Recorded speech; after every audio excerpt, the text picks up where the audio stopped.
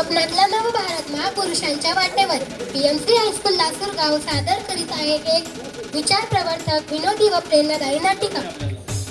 नाटक संकल्पना आजच्या पिढीला महापुरुषांच्या विचारांची खरी जाणीव करून देणारी, त्यांच्या वाटेवर जाण्याची प्रेरणा देणारी आणि हलक्या फुलक्या शैलीत समाजाला विचार करायला लावणारी ही नाटिका आहे. लेखक, मार्गदर्शक व दिग्दर्शक श्री एम के बडोगे सर, वर्ग शिक्षक यांची सर्जनशीलता आणि मार्गदर्शन यातून हे नाटक साकारले आहे.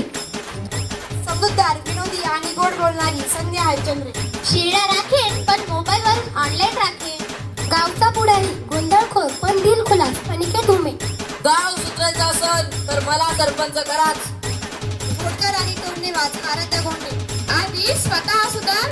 विनोदी आणि मनाने चांगली श्रद्धा गोंडे. अरे बाबा, शिक्षण म्हणताय, पण मी त्याच्यासाठी पीएचडी करायची का? समजूतदार, शांत आणि महापुरुषांच्या विचारांची अनुयायी. पण खरं सांगायचं झालं, शिक्षणाशिवाय जग बदलत नाही. महापुरुष म्हणायचे ना, शिक्षण हेच खरी संपत्ती. महापुरुषांच्या विचारांनी भरलेली कल्याणी चव्हाण वृत्तसाक्षी. हो, आणि विशेषतः अवयवदानाविषयी लोक अजूनही गैरसमजाने वावरतात. महापुरुषांच्या मार्गावर चालणारी प्रेरणादायी विचारांची वाहक समृद्धी भागवत. आपण महामानवांना फुलं वाहून विसरायचं नाही, तर त्यांच्या विचारांनी चालायचं. शिक्षण, समानता आणि अवयवदान या सर्व गोष्टींनी खरंच समाज जपू शकतो. आपली उपस्थिती हाच आमच्यासाठी मोठा सन्मान. अगं संध्या, परवा तर तुझ्या बाबांनी सांगितलं ना, शिक्षण नको शाळा राख म्हणून. हो रे, पण माझं स्वप्न मोठं आहे. शेळ्या राखेन पण मोबाईल वरून ऑनलाईन राखेन. संध्या, काल बघितलं का, तुझ्या बाबांनी नव्या शाळांना नाव ठेवलं, ऑनलाईन आणि ऑफलाईन. हो रे, पण सांगू का, या शेळ्या तरी उपयुक्त. माझ्या भावाला तर विचारलं, तुला पुढे काय करायचं, म्हणतो इंस्टाग्राम वरती रील्स करायच्या. संध्या, तुझ्या भावाला शाळेचा उपयोग कळतो का? हो रे, तो म्हणतो शाळेतून काही नाही मिळत, मोबाईल वरून गेम मिळतो. पण खरं सांगायचं झालं, शिक्षणाशिवाय जग बदलत नाही. महापुरुष म्हणायचे ना, शिक्षण हेच खरी संपत्ती.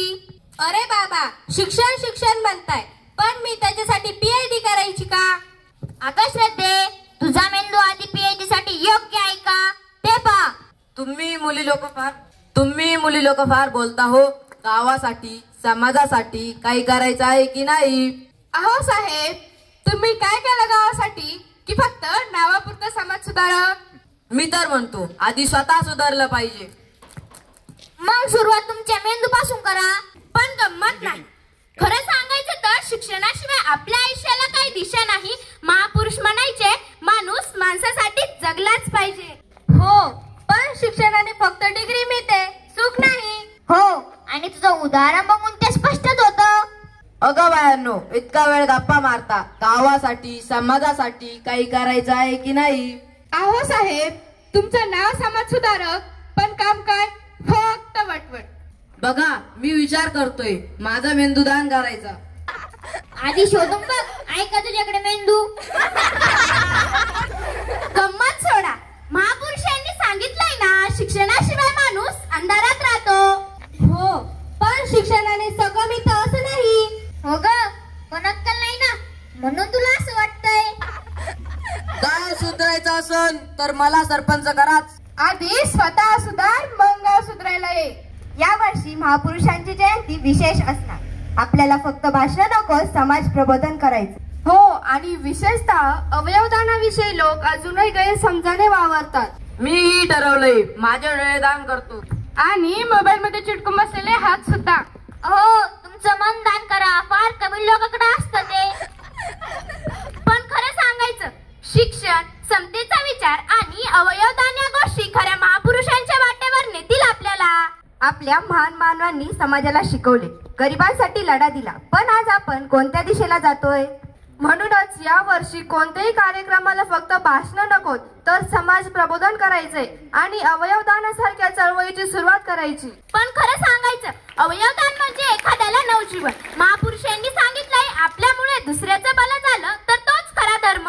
आपण महापुरुषांची नावे फक्त मिरवायची नाही, तर त्यांच्या विचारांनी चालायचं. शिक्षण, समता, श्रमिकांचा सन्मान आणि अवयवदानाचा संदेश सर्वांपर्यंत द्यायचा. अवयवदान म्हणजे दुसऱ्याला नवजीवन. आपण समाजाला हा विचार द्यायचा. महापुरुष यांच्या विचारांनी आपण समाजासाठी जिवंत राहतो. शिक्षण, स्वच्छता, अवयवदान या गोष्टींनी खरा समाज घडतो. आपण ठरवलंय शिक्षण हे अस्त्र आणि अवयवदान हाच खरा मानव धर्म. महापुरुषांच्या विचारांनी समाज घडतो. शिक्षण, एकोपा, चांगल्या विचारांची पेरणी करा. अवयवदानासारख्या चळवळीत पुढाकार घ्या. समाजासाठी जगा. आपण महामानवांना फुलं वाहून विसरायचं नाही, तर त्यांच्या विचारांनी चालायचं. शिक्षण, समानता आणि अवयवदान या सर्व गोष्टींनी खरंच समाज जपू शकतो. शिक्षण हेच अस्त्र. महापुरुषांच्या वाटेवर चालायचं. कोणताही धर्म, जात न पाहता माणूस म्हणून माणसालाच वाचवायचं. माझ्या अंगात काही उपयोगाचं सापडलं तर ठेवा, बाकी भंगारात टाका. तुमचं मनदान करा साहेब, ते आजकाल फार दुर्मिळ.